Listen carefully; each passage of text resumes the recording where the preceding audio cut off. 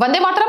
నేను మీ జర్నలిస్ట్ నవత. ఈ రోజు నేను మీ ముందు మాట్లాడబోయే విషయం ఒక కుటుంబం విషాదం కాదు, ఒక పార్టీపై విమర్శ మాత్రమే కాదు. ఇది భారత ప్రజాస్వామ్యంపై జరిగిన అమానుష దాడి. నేను మాట్లాడేది 1970లో పశ్చిమ బెంగాల్లో జరిగిన సైన్ భారీ హత్యాకాండ గురించి. ఇది మీలో ఎంతమందికి గుర్తుంది? కమ్యూనిస్టులు 100 సంవత్సరాల పుట్టినరోజులు జరుపుకునే నేపథ్యంలో ఈ సంఘటనను ఖచ్చితంగా గుర్తు చేయాల్సిన అవసరం ఉంది. 1970 మార్చి 17 పశ్చిమ బెంగాల్లోని బర్ద్వాన్ జిల్లా సైన్ భారీ అనే చిన్న ప్రాంతం. అక్కడ సైన్ కుటుంబం నివసించేది. వాళ్ళ నేరం ఏంటో తెలుసా? కమ్యూనిస్టు పార్టీకి మద్దతు ఇవ్వలేదు. తమ రాజకీయ అభిప్రాయాన్ని స్వేచ్ఛగా వ్యక్తపరిచారు. కాంగ్రెస్ పార్టీకి మద్దతుగా నిలబడ్డారు. ఇదే వాళ్ళు చేసిన నేరం.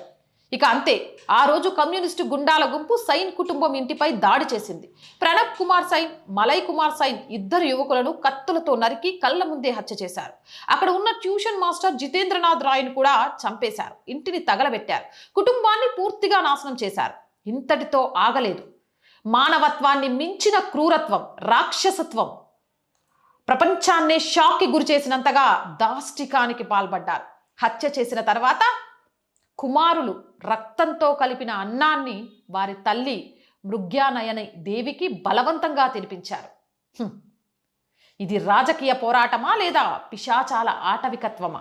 ఈ దేశంలో మహిళను, అమ్మను ఇలా అవమానించిన ఘటన ఇంకొకటి ఉందా? న్యాయం ఎక్కడ? ఇక్కడే అసలు ప్రశ్న మొదలవుతుంది. ఈ హత్యలకు బాధ్యులైన వారిలో కొందరు తర్వాత కాలంలో మంత్రులయ్యారు.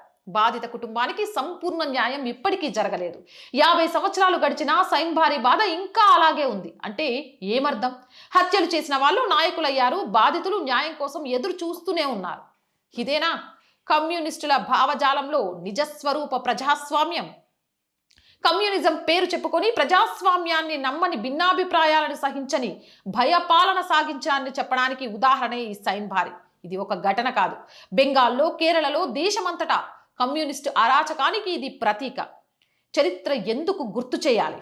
ఈ చరిత్రను గుర్తు చేయడం ద్వేషం కోసం కాదు, భవిష్యత్తును కాపాడుకోవడానికి. ఎందుకంటే రాజకీయ భిన్నాభిప్రాయం నేరం కాదు. భావజాలం పేరుతో హింస అంగీకార యోగ్యం కాదు. ప్రజాస్వామ్యం అంటే భయ పాలన కాదు. సైన్ భారీ ఒక కుటుంబం కథ కాదు, భారత ప్రజాస్వామ్యానికి జరిగిన గాయం. ఈ దేశం గాంధీజీ అహింసను నమ్ముతుంది, అంబేద్కర్ రాజ్యాంగాన్ని నమ్ముతుంది. హింసను కాదు, అరాచకాన్ని కాదు, భయ పాలనను కాదు.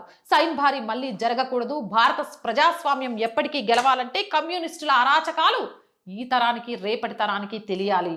జై హింద్, జై భారత్.